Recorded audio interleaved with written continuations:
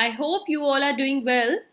Let's start today's very new topic, that is Section 130 of Negotiable Instruments Act 1881. Section 130 tells us about what are not negotiable crossing या what exactly this term means. अभी तक हमने किया है crossing of checks, and the students who have not watched that session, on the top you can see this link, go and watch that out.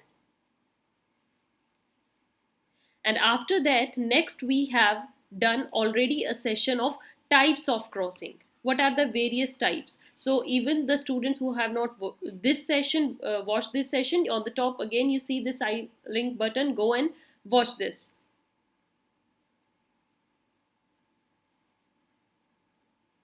So this section 130 which says not negotiable crossing क्या होती है, इसको हम समझते हैं a person taking a check crossed generally or specially. कोई भी check ऐसा है जिसको generally क्रॉस किया गया है या specially, ये आप ऑलरेडी टाइप्स ऑफ चेक में समझ चुके हैं. Bearing in either the case the words not negotiable, shall not have and shall not be capable of giving a better title to the check than that which the person from whom he took it had. तो इसमें क्या बोला गया है कि suppose एक person है ए के पास वो चेक था, वो स्पेशली भी क्रॉस हो सकता है, जनरली भी हो सकता है, और साथ में उस चेक के लिखा हुआ था नोट नेगोशिएबल, राइट. लेकिन ए ने इस चेक को आगे ट्रांसफर कर दिया बी को. तो ये हमें सेक्शन 130 ये समझा रहा है कि जो बेटर टाइटल ए का था वो बी का नहीं हो सकता. जो राइट स्पेशली ए इंजॉय कर सकता था उस चेक पर, वो बी इंजॉय नहीं कर सकता. So this means that bearing अगर ये वर्ड है, that means a better title to the cheque than that which the person from whom he took it had.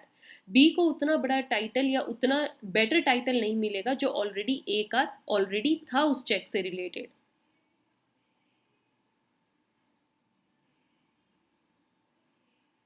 So it says that it is a statutory crossing. ये एक statutory crossing होती है, इसको हमारा law मानता है. A check with such crossing is not negotiable because already अगर वहाँ पर not negotiable लिख दिया है, एक चेक में ये वर्ड स्पेशली लिखे गए हैं, तो इसका मतलब वो फर्दर नेगोशिएबल नहीं हो सकता. बट येस, उसको ट्रांसफर आप कर सकते हो, ए बी को ट्रांसफर कर सकता है, बी सी को कर सकता है, बट उसको आप नेगोशिएट मतलब उसको एनकैश नहीं करवा सकते. Continues to be transferable as before, however only those rights are conveyed to the transferee which the transferer has. एक ट्रांसफरर के जो राइट्स होते हैं वो बी को मिल जाएंगे, बट एज अ नेगोशिएटर वो राइट्स बी को नहीं देगा. सो सच क्रॉसिंग मटेरियली जो क्या करती है, उसकी नेगोशिएबल वैल्यू को कम कर देती है. मतलब बी उस चेक को यूज करके पैसा नहीं ले सकता, बट हाँ उसको फर्दर ट्रांसफर कर सकता है, एक श्योरिटी या सिक्योरिटी के तौर पर रख सकता है. सो दिस नेगोशिएबल वैल्यू कम होती है in the sense that the person taking it shall get only the rights of the transferor के राइट्स मिलेंगे, बट नो बेटर राइट्स. आपको बेटर राइट्स नहीं मिलेंगे, you get only those rights which A has.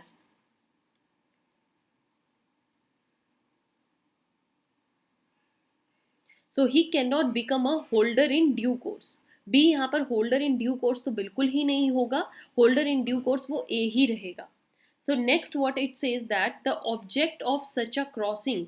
इस crossing का मतलब क्या है, सेक्शन 130 में क्रॉसिंग क्यों दी जाती है, what is the main aim behind that is to protect the rights of the holder of negotiable instrument. जो ए के राइट थे, ए का जो हक था वो कहीं ना कहीं प्रोटेक्ट होता है, because even if such a cheque goes to the wrong hands, ठीक है ना, किसी गलत हाथों में पड़ गया, गुम हो गया, ये बेशक उसने खुद से ट्रांसफर किया हो, and from where it is transfer to a holder in due course, the original holder जो होता है वो अपना क्लेम इस पर खोएगा नहीं, क्योंकि नेगोशिएबल हो नहीं सकता. हाँ, आप इस चेक को अपने पास, बी अपने इस चेक को रख सकता है, सी रख सकता है, ट्रांसफर कर सकता है, but they can not negotiate it. So thus a check remains transferable, but everyone who takes a check marked non-negotiable, they take it as his own risk. आपका रिस्क है भैया इसमें.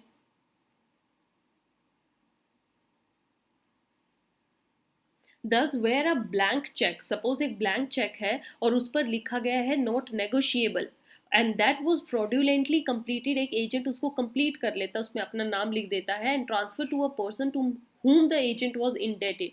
सपोज एजेंट का किसी से पैसा उसने किसी को देना था, तो एजेंट ने वो चेक कहीं से चुरा के और उस पर वो अमाउंट फिल करके आगे उस पर्सन को दे दिया जिसको उसने पैसा पे करना था। So it was held that the transferee was affected by the fraud. जो ट्रांसफर ये जिसको उसने दिया होगा, सपोज सी को दिया है, तो सी को इससे कुछ फायदा नहीं होने वाला इस चेक से, क्योंकि ऑलरेडी नॉट नेगोशिएबल लिखा हुआ है, आपको पैसा मिलेगा ही नहीं। एक केस हम समझते हैं in the case of Priya tailors versus Gulab Chand. इस केस में क्या था dear student, the issue was whether the cheque crossed with the words account payee only, लिखा हुआ है अकाउंट पेई ओनली, क्या उसको हम इस नेगोशिएबल इंस्ट्रूमेंट के अंदर मानेंगे, क्या वो नेगोशिएबल इंस्ट्रूमेंट ही माना जाता है? सो इसका आंसर था अ चेक पेबल टू ऑर्डर और बियरर एंड क्रॉस्ड अकाउंट पेई, या ये लिखा हो but without endorsement not negotiable, अगर उसमें नॉट नेगोशिएबल लिखा है तो वो एक नेगोशिएबल इंस्ट्रूमेंट ही होता है and can be negotiated. But collecting banker जो है, जो बैंकर है, उसकी ड्यूटी है कि वो जो अमाउंट कलेक्ट करेगा उसको पेई अकाउंट में ही डालना है और कहीं नहीं। लास्ट सेशन में भी मैंने आपको बिल्कुल लास्ट लाइन यही मेंशन करी थी कि it is the duty of the collecting banker to collect the money on behalf of payee, and he has to credit the payee's account only and not any other account. So I hope dear students you understood this section 130, very important from the point of view this negotiable instruments act.